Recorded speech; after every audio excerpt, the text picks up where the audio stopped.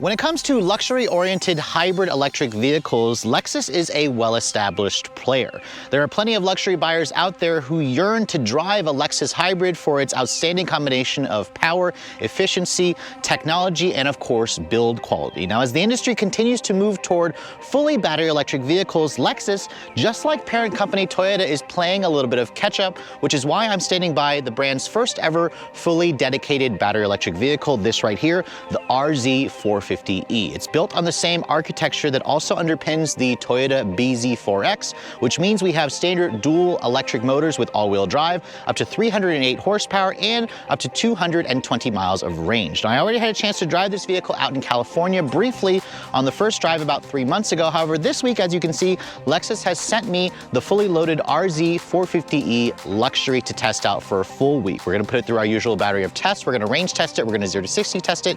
We're gonna live with it for a full week. And at the end of this video, we're gonna find out, is this all new RZ450E truly worthy of the iconic Lexus badge? Stay tuned to find out.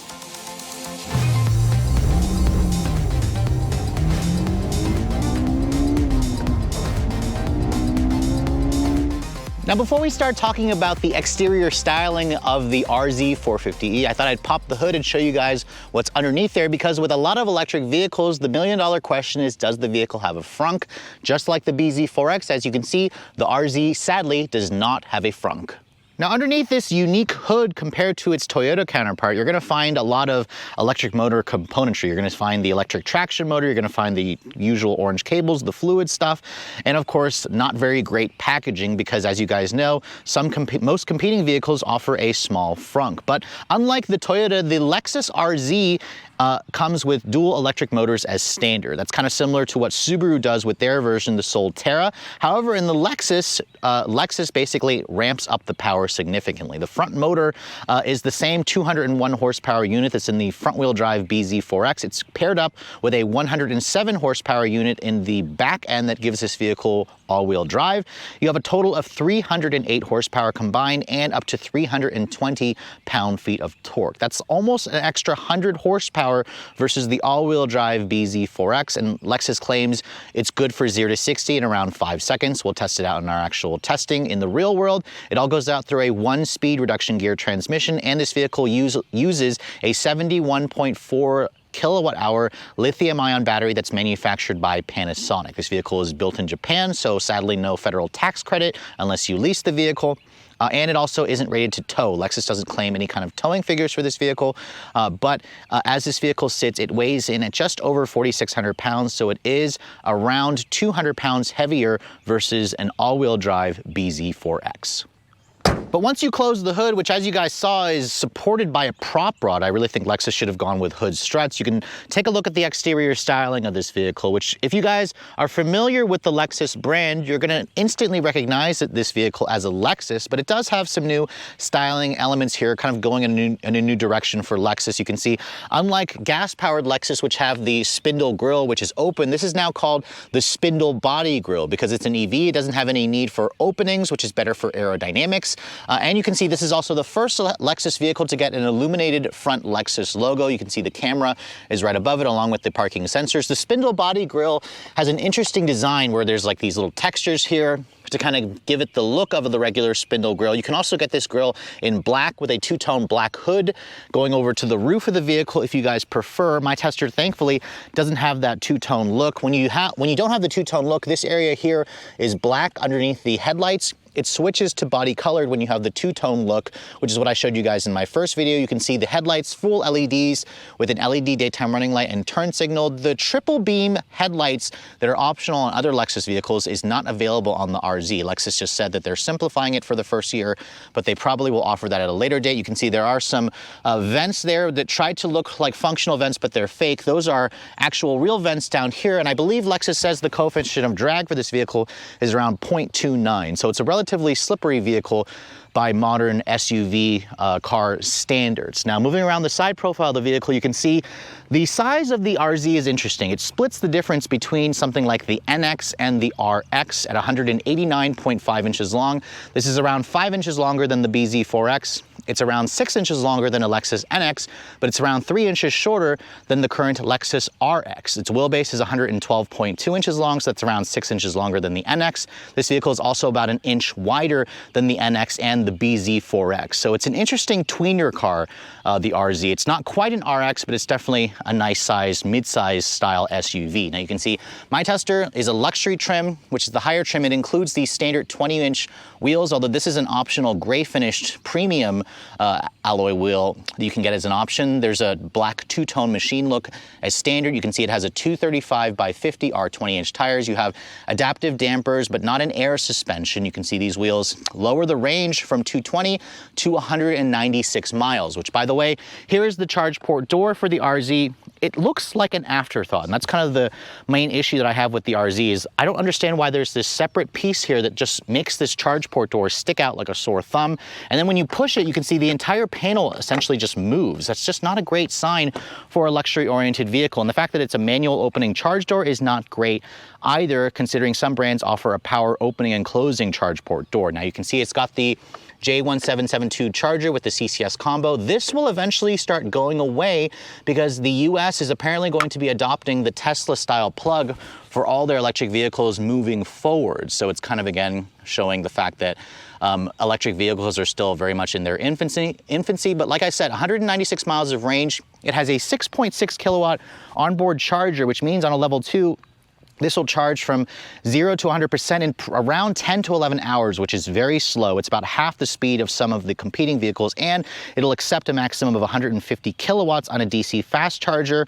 If you can find that 150 kilowatt, which is pretty common, that's also, again, slower than average compared to some of the competitors, which will accept up to 350 kilowatts. That will still allow you to go from 10 to 80% in about 30-ish minutes in the right conditions. But again, overall, not really happy with the charging port door and the charging speeds of the RZ. Now looking at the mirrors, these are power folding. You have integrated turn signal mirrors. They're black painted. You can see the panoramic roof is going to be standard. This doesn't open, but it does have that glass that'll also frost or defrost at the push of a button, which is nice. The side profile of the vehicle doesn't really have any chrome, which I actually really like. It does have the signature floating roof design back here on the D pillar. And then you can see here, these are interesting. Obviously, they're for aerodynamics, but Lexus basically says they designed the rear to allow for the wind to kind of go and brush the water away when you're driving at speeds, which is why, as you can see, there's no rear window wiper. Lexus says it's not needed because of the aerodynamic airflow at the back of the vehicle, but driving it out in the rain in my week worth of testing, I wished for a rear window wiper, especially if you guys constantly live in the snow area. You're not gonna be able to get that snow off or the ice off when you don't have a rear wiper. Now you can see the taillights, full LEDs with that signature LED light blade that goes across the back. It spells out Lexus in the back as well. You have the badging here, RZ450E Direct 4, which means that stands for their all-wheel drive electric system, where it has a separate rear axle driving the rear wheels, giving you all-wheel drive. And then you can see here those fake exhausts, or those fake aerodynamic ports, or the fake vents at the back, which again, just are there for design. They don't actually have any function to them. Now, opening up the cargo area, the RZ is definitely a practical vehicle, and you have a little over 34 cubic feet of storage space with the back seats up. There's no third row on this vehicle, as you can see. A nice carpeted area. You can see there's some underfloor storage here, which is nice. No spare tire, I believe, in this vehicle, but I do like how this is well finished. If you fold down the second row seats, Lexus says you'll have a maximum of 55 cubic feet of space, which is pretty much the same as the BZ4X. It's going to be on par with most of the competing vehicles, although something like the Tesla Model Y, I believe, has about 20 more cubic feet of total storage space. So moving on to the interior of the Lexus RZ 450e. Let me first show you guys the key fob. You can see this is the current Lexus key fob. It's different versus obviously the fob that Toyota uses. I kind of wish Lexus had developed a new key for this vehicle. It has your usual lock, unlock, power liftgate, panic function. If you have access to your smartphone, the Lexus Connected Services app, you'll be able to ping this vehicle from your phone and use your phone as a key, where it has a digital key system. You can see the door handles. They look traditional, but this is the same door handle that's on the RX and the NX. So if you touch the little piece there, you can see the mirrors will electrically fold in. There is no auto walk away lock feature or auto unlock feature when you have the key on you. When you walk away, the vehicle doesn't do that. Lexus and Toyota just sadly doesn't do that. When you want to open the door, you can see this handle doesn't move. There's a little pressure pad on the back of door handle, and when you push that, that's what opens the door for you. It's their digital latch system. Now you can see my tester is the luxury trim, which means we have the ultra suede, the plush leather interior.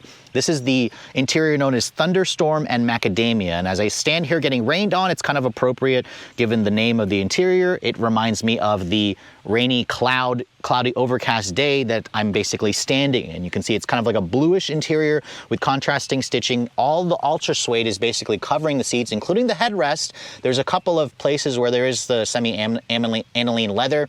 These seats are heated and ventilated, and they adjust in 12 different ways. And you get a 3-person memory function on the driver's side. No massaging seats. Would have been nice to see Lexus include that, but this is less expensive than some of the more expensive Lexus models. You can see the door panel has this soft touch injection molded plastic that is the macadamia color. You have the more of that ultra suede and the Thunderstorm color. You can see more of that padded leather area. Window controls, one touch for all 4.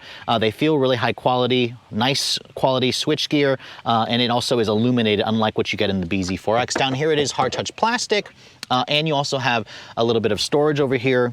Along with the matching blue carpet on the floor, which all looks very, very nice. Now, as I get inside this vehicle, you can see the step-in height is pretty SUV traditional. I believe this has just under 8 inches of ground clearance. And as you can also see, my tester is missing the direct adaptive steer technology, so we don't have the yoke, or at least Lexus doesn't call that. We have the traditional steering wheel, which I love the look of this as I get in and shut the door.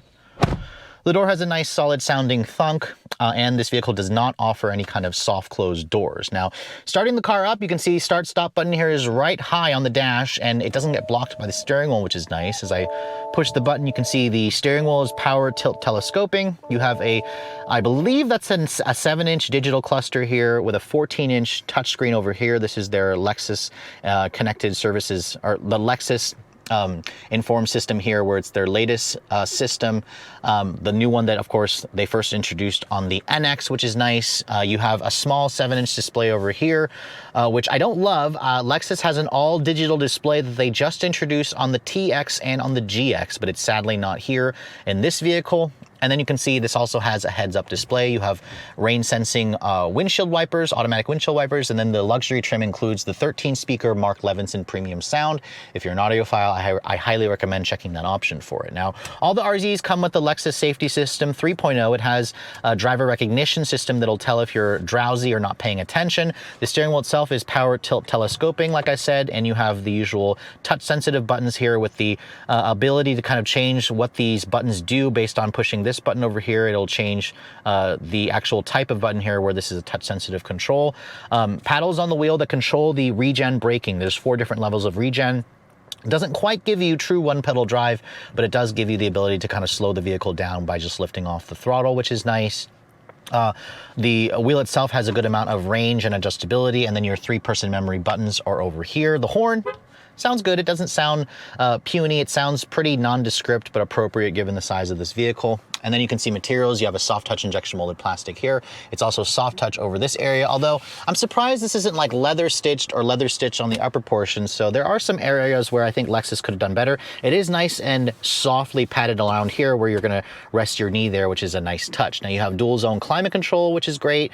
You have heated and ventilated seats with an automatic function. You also have their radiant heater here, where this vehicle will kind of push hot air from the knees here and on the front driver passenger side, which is great in colder climates. You also have the ventilated seats, and you'll be using that in colder climates as well, because as you can see, when I turn on the climate control, it really drops the range. 190 miles here, turn it on, it drops it to 151. So kind of keep that in mind. It is going to lower the range if you guys have the AC or the heat on in this vehicle, which isn't great. Now the Lexus interface system here, you can see is really quick and snappy and responsive. I like the fact that the climate controls stay down there at the bottom. They're always there. And then if you want to go back to the Lexus system here, you can see it's very bright, it's very clear, it's responsive. It has built-in embedded GPS, which is a cloud-based system. Most of you are probably going to skip that and you're just going to use the GPS on your phone. Going over here, you can see there's your drive mode display, which you can also access it by just pushing that button there. You can see there's 4 different modes: normal, eco, sport, and range. Sport mode changes that to a slightly red look. You can also change the way that looks in the settings over here. There's also a range function. Don't like how there's not an actual button for changing the drive modes. As you can see, I put it into range mode and it shut off the air conditioning, so that's something to keep in mind. There's also a custom mode as well, so there's technically 5 different settings to change that. Now, if you go here into vehicle customize, you can also go into the illumination and change the thematic ambient lighting, which also includes a shadow illumination function, which the shadow illumination looks really cool in the door panels and the thematic ambient lighting. Here you can see multiple different colors. This is the rainforest green. You can also go to like a blue, a meteor, a red, a pink, a white, an orange, a dawn, yellowish color. So like that, this is optional on the luxury trim, or it's included on the luxury trim. It's optional. It's part of that trim upgrade. The premium trims will just have the thematic ambient lighting without the multiple colors where you can change it. And overall, it's a nice ambient light, but it's not quite as nice as what you're going to find in some of the European offerings. You can change the brightness there. The heads-up display you can adjust again through here. It's a nice size. This is not on the BZ4X, as you guys know. And then as you can see over here, looking here, you can kind of adjust all your different stuff. So this is all fairly easy to use. And I also love the CarPlay function. When I put the vehicle into reverse, you can see there's your backup camera, your full 360 camera with front and rear parking sensors, trajectory and whatnot. It has automatic cross-traffic braking, front cross-traffic alerts. So all the great safety tech features that you expect, and the resolution and the camera quality is also fairly decent. Now, my tester is missing the digital camera rear view mirror for an extra $200. All of them come standard with this glass panoramic roof, which, as you can see, push this button, it's opaque, but then when you push that, it turns to a transparent look. Push it again. You can see this is basically taken out of the Toyota Venza. It's definitely a nice touch, but this does not sadly open, and there's no shade that opens and closes as well. The seats, you can see, are comfortable, supportive. I love the ultra suede, although I question the durability of it, but I believe this is a synthetic material. Over here, as you can see, there's no glove box because that's where the radiant heater is. Instead, Lexus wants you to put all of your stuff in the glove box down here, where you can see I have the owner's manual and booklet. There's some nice dark black wood trim over here. The shifter is interesting. It's the same one that's in the BZ4X. You push down on the ring to go into neutral, twist it to the left to go to reverse, twist it to the right to go to drive, push the P button to go to park. And then you have your electronic parking brake over here. This is a nice padded center console area. And then you can see here, open that up, it's deep. That's a really nice storage area where you can basically put a lot of your stuff from where the glove box would go and put it in here. My camera equipment all fits in there very nicely. It also opens up from the other side as well, so the passenger can have access to it. But overall, the front seat area feels pretty similar in space to something like the RX, or the NX, or the R, or the RX in general. It's a really nice feeling interior where you can see out of it very nicely, and the materials, again, are pretty nice as well. But let me go ahead and hop into the backseat area of this vehicle and show you guys the space. Now, again, it's got those digital latch door handles, which, by the way, have the little button that you can push on the inside, or you can pull out if the power goes out. And then the materials back here, you can see they're the same soft touch materials, which is nice. These seats are the same ultra suede, which looks good and they feel great. They also have the ability to kind of recline, and you can also fold them down to give you almost a completely flat low floor when you want to fold down those seats. But back here, you can see there's 37.5 inches of legroom back here, which is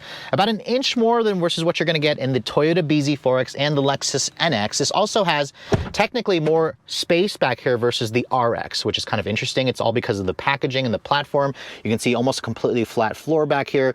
You have rear seat air vents. You have heated rear seats with 2 USB ports, and actual 12-volt power outlet over here. Although it's not a 3-prong, you can see you have 2 storage cubbies over here. And then you also have an armrest that folds down, gives you 2 cup holders. In terms of the headroom space, you can see at 5'7", there's tons of headroom for somebody my height. If you're over 6 feet, you might find it to be a little bit lacking. However, the glass roof, you can see there's this little area here that kind of takes up the view, but it's nice that you have this, sunlight coming in over my head. You have ambient or LED lighting, map lighting back here, which is great. But overall, the back seat of the RZ is definitely a great selling feature. So if you want to use this as a family car, the RZ is certainly going to offer enough space to do so. So here we are on this rainy summer morning driving, again, the brand new 2023 Lexus RZ 450e. I already had a chance to drive this vehicle at the first drive in California about 3 months ago. I spent some time with the BZ4X, a front-wheel drive single motor version, which kind of has this same battery pack. And I thought that vehicle was perfectly acceptable, but it also wasn't perfect, or it wasn't great in real world testing versus like a lot of its main competitors. So now that we're in the RZ, this model here is the luxury-oriented version. So as you guys know, it has almost an extra 100 horsepower, the same battery pack. It has a completely different interior, completely different exterior, and this luxury trim that we're driving essentially is going to compete with vehicles like the Tesla Model Y, the Genesis GV70 electrified, the Volvo XC40, the Audi Q8. There's a lot of new competitors in the space, and Lexus is late to the party, and I think they're also a little too late, especially when you talk about the range. At a full charge, this vehicle is only showing 199 miles. That's with the climate control off. Turn it on, and it drops to 137. More on that later. But when I last tested this vehicle, I got 4.66 seconds 0 to 60. It is slightly damp out here. It's in sport mode. Let's see what we can get in our actual testing here in the real world. Ooh, a little bit of slippage, but it's going. All-wheel drive, remember. 4.73 there, and that's with slight wheel slippage. So this thing is definitely quick. I mean, Lexus claims 0 to 60 in 5 seconds, which when I last tested this vehicle, I got 4.66. I'll try it on again in a couple more runs and see what we can get. Although keep in mind, it is slightly damp, which will probably lengthen the 0 to 60 time by just a hair. But overall, this car feels quick. I mean, it feels like it has an additional 100 horsepower over the BZ. The quickest that I got with the front-wheel drive model was 6.6 seconds. So this is almost 2 seconds faster 0 to 60 wise than that vehicle. So clearly your money, your extra $18,000 for the base price to this car from a BZ is clearly money well spent if you guys really want the extra speed. Let's try it over here on this stretch. I'm not going to brake torque it this time. It didn't really like that, but try it again here. Oh, it's literally fighting for traction, but we're going 4.86 there, and that's with it more going slightly uphill. I'll try it one more time up ahead there to see what we can actually get. But this vehicle is quicker than vehicles like the Lexus NX 450h Plus. I tested that at 5.5 seconds. It's also quicker than a Lexus RX 500h F Sport Performance. I tested that at 5.7 seconds. This is about a second faster. In terms of the straight line acceleration, it should match that of a Tesla Model Y long range dual motor. So that model Tesla claims 4.8. I haven't had a chance to test that vehicle out, but that's kind of like the benchmark. So Lexus clearly has enough speed and power for this vehicle. And in terms of the rest of the driving dynamics, this vehicle is built on their TNGA-E architecture, which is technically a blend of their gas powertrain platform with this electric motor. It's a skateboard architecture, and the RZ weighs in at around 200 pounds heavier than the BZ4X. This vehicle at 4,600 pounds is certainly heavy, but it's not as heavy as some competitors that are over 5,000 pounds. And you certainly feel that the handling dynamics, while this car is not sporty, it also feels very Lexus-like. It's got a really smooth, quiet, comfortable ride. It's also very quiet in this vehicle as well in terms of the road noise, the vibrations and whatnot. It feels like I'm essentially driving a Lexus, an electric Lexus RX, which is a great, comparison to make because the RX is one of the best driving luxury vehicles out there. The steering is electric power steering. It has 0 feedback, but it has pretty good precision. The vehicle changes directions with authority, which is nice. It just doesn't have much in terms of road feel, which is fine. The target market for a vehicle like this doesn't really necessarily care too much about that. But I'm basically sitting, that's the front cross driver alert that does that, that makes that noise. I'm basically sitting in a vehicle that feels like a great luxury SUV, and then I also like the sounds this thing makes. The BZ doesn't make any kind of sounds when you put your foot down. The RZ does. It has that synthesized sound that gets louder in sport mode, which is actually kind of nice as well. I definitely like, that extra character that Lexus is giving you with the RZ. I think it's important when you're thinking of a vehicle like this, you want it to feel a little bit more special because, again, there's a reason why you're paying the extra amount of money for something like this. But let's try it again here on this little stretch and see if we can also get closer to that first time. No wheel spin this time, just lots of power. 4.5 there, so no wheel spin, don't brake torque it. You can easily do 4.5 seconds 0 to 60 runs in this vehicle in dry, perfect conditions with the battery almost fully charged. So I think that the speed is great. Could Lexus do an even faster F version? Absolutely. I mean, the closest competitor I'm thinking to this vehicle is the Genesis GV70 electrified. I got 3.7 seconds in that vehicle, which is way faster than Genesis's claims. So yes, it's still almost a second faster than this vehicle, but this is certainly not slow. So in terms of the performance, those of you who are coming from any other Lexus product, you're gonna get into this and be blown away. I mean, it's quicker than vehicles like the LC500. They're luxury Grand Tourer V8 powered sports car that has a 5-liter V8. This is actually just as fast as that vehicle. So that's kind of puts it into perspective, because today, or not today, but like previously, the quickest accelerating Lexus is still the LFA. There hasn't been anything that's faster from Lexus that'll accelerate faster, but this is pretty darn close to being up there. So it's kind of an achievement of electric vehicles and how fast and obsolete they're making fast gas-powered vehicles because of just how quick they are. Now let's talk a little bit about the range in this vehicle, because this car is rated at 196 miles, 220 if you guys go for the 18-inch wheels on the base or trim. In my week's worth of testing, this is where the RZ really just falls completely short for me. The range is just absolutely atrocious. On a full charge, like I mentioned, 199 miles. When you turn on the climate control, like what I've turned it on now, it drops to 153. Now, that range figure is an estimation based on how you drive the vehicle, which it can fluctuate and change as you drive. Earlier, it said 137. In my real world testing, I had a chance to put a couple hundred miles on this vehicle and drive it for a little bit. It was only getting around 150-ish miles on a full charge. That's with the climate control off. It's been kind of mild here. It's, we're in the early parts of summer, so I didn't have to have the AC on, but this vehicle does have the radiant leg warmers, the heated steering wheel, the heated seats, the ventilated seats. So Lexus wants you to use those features first before you turn on the climate control. But 150-ish miles on a full charge is awful. I mean, that number would have been acceptable like 10 years ago, but today, compared to the 300+ miles of range that you're gonna find in the luxury space, and with Lucid, for example, doing 500 miles, granted that's a much more expensive car, the Lexus really comes up short. So this is where Lexus should have really launched this vehicle with at least 250-ish to 300 miles of range. I mean, even the Genesis GV70, which is below average in the range, is 236. So this is well below average, and in the real world, it's not great. And in the real world, this vehicle doesn't charge very quickly. It only has a 6.6 kilowatt onboard charger. It takes about 10 to 11 hours to charge this thing on a level 2 at my home, where it's accepting around 23 miles per hour of charge. Most other EVs in the segment will do 30 to 40 miles of per hour of range when you have it on a level 2. On a level 3, a DZ fast charger, this has the same battery pack, and again, it'll accept up to 150.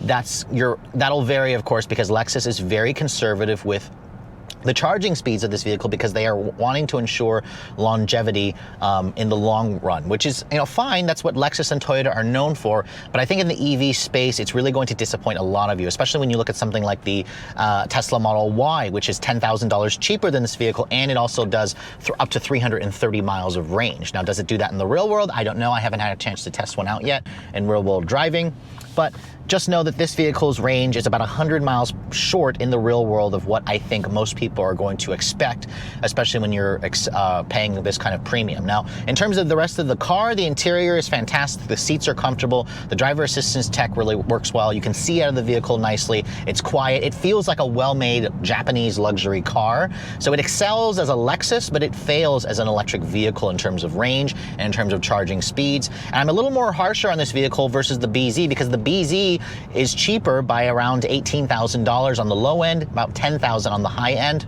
And the BZ also has roughly about 30 to 40 more miles of range, which is more acceptable, but still kind of behind the class.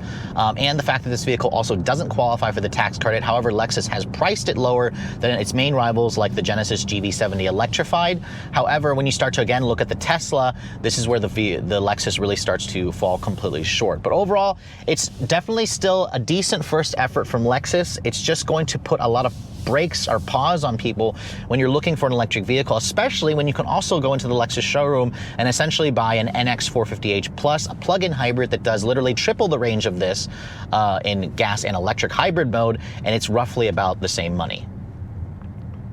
So after spending a full week with Lexus's first ever fully dedicated battery electric vehicle, I have to say, when I first initially drove this vehicle in California, it came across as better in the real world versus on paper, especially when you look at the range and the charging figures. But after spending a full week with the RZ, I have to say, as a luxury vehicle, the RZ excels. This vehicle feels every bit like a Lexus inside, from the plush seats to the well-made interior to the really nice materials to the great tech. I love the 14-inch infotainment system in this vehicle and the more conventional instrument panel versus what you get in the Toyota BZ4X. The back seat also offers plenty of space, more rear seat legroom than some competitors. The trunk isn't the biggest in the segment, but it's definitely very usable. Sad about the fact that there is no frunk in this vehicle. And in terms of the driving dynamics, this vehicle essentially just feels like an all-electric Lexus RX, from the way it rides to the way it handles to the way that the interior just feels really well made. In terms of the acceleration, 0 to 60 in 4.5 seconds is quick. Is it the quickest accelerating EV in the segment? No, absolutely not, but it's going to have more than enough power for most Lexus shoppers, and the fact that this is one of the quickest accelerating vehicles that Lexus builds really just shows you how electric vehicles are making fast gas-powered cars completely obsolete as the industry continues to move toward electric cars. But when you start looking at the RZ as an electric vehicle, this is where Lexus really should have spent a little more time with this vehicle before they released it to the public, because in my real-world testing, 150 miles-ish of real-world range is just mediocre. It's paltry. It's unacceptable considering how much money this vehicle costs. Now, for those of you who don't plan to take long road trips and you have, again, like a gas-powered vehicle or a Lexus hybrid to drive, this will be great as a second car to drive around town, to do shorter distances. You can, again, theoretically DC fast charge it, but it doesn't really DC fast charge quick in the real world, and it also slow charges on a level 2 even, which Lexus really should have addressed. Now, Lexus does have a solution because they do offer you up to 3 years of loaner car service. If you guys want to go on road trips, you buy this vehicle, you can just go to your Lexus dealer and take one of their hybrids if you want to go on a road trip, which is a great stop point to show those of you who want this vehicle that you can still purchase it and then get a hybrid loaner to drive on a longer road trip. So that's a nice little perk that Lexus is going to give you. But just keep in mind, there are far better EVs out there that have much better range. Now, in terms of the pricing, this car starts at just under $60,000 as I start to get rained on. This luxury trim is around $5,000 more at $65,000. With options, my tester came to around $67,000 and some change. That is actually a really good price in the space, because the Genesis GV70 electrified starts at around $65,000.